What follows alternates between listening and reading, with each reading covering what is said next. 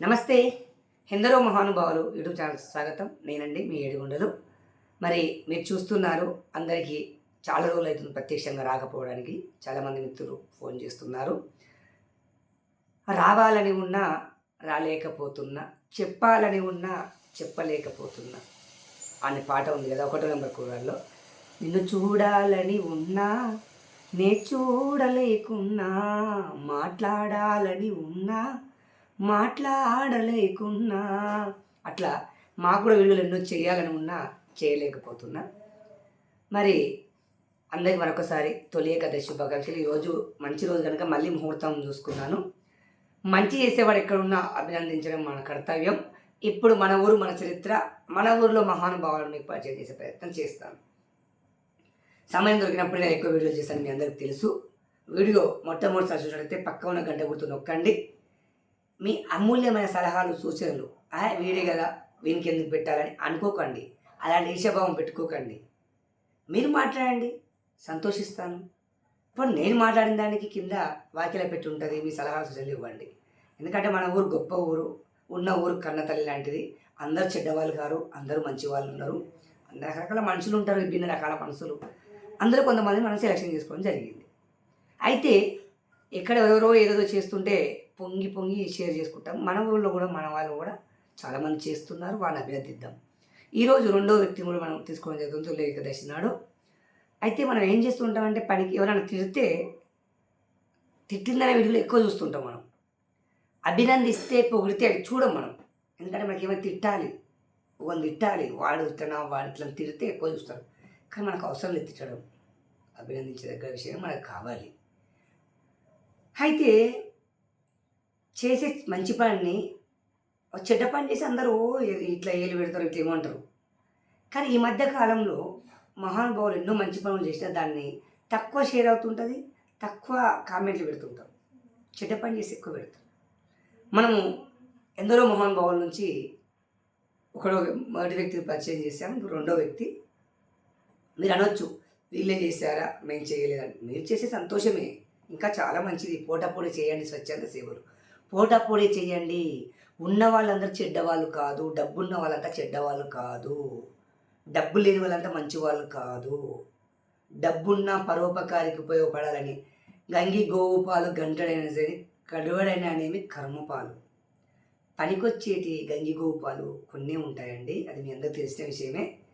అయితే ఈరోజు రెండో వ్యక్తిని మీకు పరిచయం చేస్తాను. నేను ఈ మధ్య ఆ వీడియో కూడా పోస్ట్ చేశాను, కానీ దాని పెద్దగా చేతులు మూతులు ఏవి రాలేదు. అయినా రావాలని నేను పెట్టలేదు, చూశాను అనమాట. అయితే ఒకరు గుడికి, ఒకరు బడికి వేస్తే మరొకరు గుడికి వేశారు. అయితే రామరెడ్డి, ఎన్నెట్ల రామరెడ్డి గారు, ఎన్నెట్ల శశికళ పుణ్య దంపతుల కుమారుడు రాఘవేందర్ రెడ్డి గారు, వారి దంపతులు. మరి చందగర గ్రామంలో హనుమాన్ దేవస్థానానికి వారికి భగవంతుడు కర్ణ కటాక్షలతోని ఒక చక్కటి సంగీత వాయిద్యాన్ని, హార్మోనియము అందించడం జరిగింది. అది ఎవరు అందించారనేది కూడా మనకు కూడా తెలియదు. మొన్న గత శనివారం రోజు దాత పేరు ప్రకటించడం జరిగింది. మరి సంగీత వాయిద్యము, శ్రావ్యము, భజనకు హార్మోనియం తోడైతే ఇంకా వినసొంపు ఉంటుందని మరి వారు హనుమాన్ దేవస్థానానికి హార్మోనియం, ఆ భగవంతుడు ఇచ్చిన అష్ట ఐశ్వర్యాల నుంచి కాస్త భక్తులకు గుడికి కూడా అందించాలని తాపత్రయంతో, మరి కొడుకు మంచి పని చేస్తే తల్లిదండ్రులకు మంచి పేరు వస్తుంది. మరి ఎందుకంటే పలానా వారి కొడుకు అని చెప్తారు. ఈరోజు రాఘవేందర్ రెడ్డి చేసిన పనికి పలానా వారి కొడుకు అని చెప్పడం జరిగింది. అందుకని ఊళ్ళో అందతా డబ్బులు ఉన్నాయి, లేవని అనట్లేదు, మస్తు మంది ఇంకా డబ్బులు చాలా ఉండొచ్చు. చెప్పాం కదా, కడవడైనవి కర్మపాలు. డబ్బులు అందతా ఉంటాయి, పెట్టే మనస్తత్వం ఉండాలి, ఇచ్చే గుణం ఉండాలి, సుగుణం. గుణహీనుడు ధనవంతుల కుటుంబంలో పుట్టిన దండగే, గుణవంతుడు కడు పేదరికంలో పుట్టిన పండగే. గుణహీనుడు ధనవంతుల కుటుంబంలో పుట్టిన దండగే, గుణవంతుడు కడు పేదరికంలో పుట్టిన ధన్యుడే. ఈ విషయం నేను ఎందుకు చెప్తున్నానంటే ఇది చాలా చక్కటి సత్యం. మనకు విలువ లేనప్పుడు ఎంత పెద్ద కుటుంబంలో పుట్టినా లాభం లేదు. విలువతో కూడిన కడు బేరగంలో ఉన్నవాళ్ళు చాలామంది ఉన్నారు. అయితే ఊళ్ళో డబ్బులు లేవాళ్ళు చాలామంది ఉన్నాయి. అంటే ఇవ్వాలని రూల్ ఉందని అడగవచ్చు. ఇంకా క్వశ్చన్ వేసిన కూడా ఉంటాడు మళ్ళీ. అరే ఉంటే నీకు ఇవ్వాలా అనేటోళ్ళు కూడా ఉంటారు. ఇలాంటి వాళ్ళ సంఖ్య ఎక్కువ పెరిగిపోతుంది ఇప్పుడు. ఇవ్వమని నేను చెప్పట్లేదు, ఇచ్చిన వాళ్ళని అభినందించాలని నేను చెప్తున్నాను. అది కూడా అభినందించాలని మీకు లేకపోతే వదిలేసేయండి. అయితే ఇప్పుడు దేవాలయానికి ఇచ్చిన ప్రతి పైసా ఎక్కడ వృధా ప్రయాసం కాదు. తప్పకుండా వారి అమూల్యమైన సంపద నుంచి హనుమాన్ దేవస్థాన భజన మండలికి ఒక హార్మోనియం అందించడం జరిగింది.